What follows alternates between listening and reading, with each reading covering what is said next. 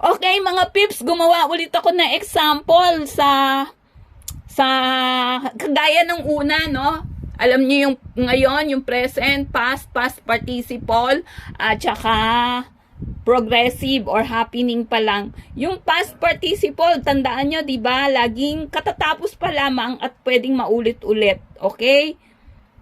Okay, na-remember nyo nung pinag-aaralan nyo pa yan? Okay, o sige, gawa na tayo ngayon.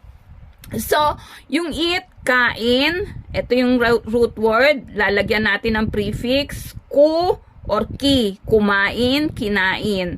Tapos, eaten, kakain, kakakain, tapos na, kakakain, nakakain, okay?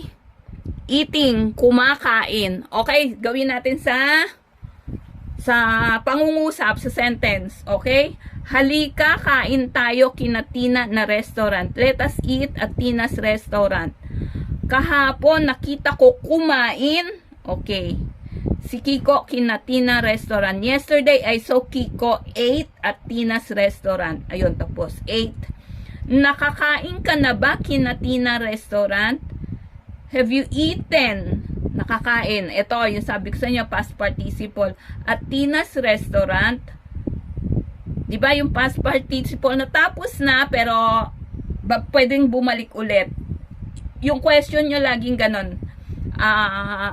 Itong past participle laging natapos na o katatapos pa lamang, pero pwedeng mangyari ulit. Okay? Have you eaten at Tina's restaurant? Nakakain ka na ba kina Tina restaurant? Tara, punta tayo doon, kumakain si Tina ngayon. Okay, nangyayari, progressive.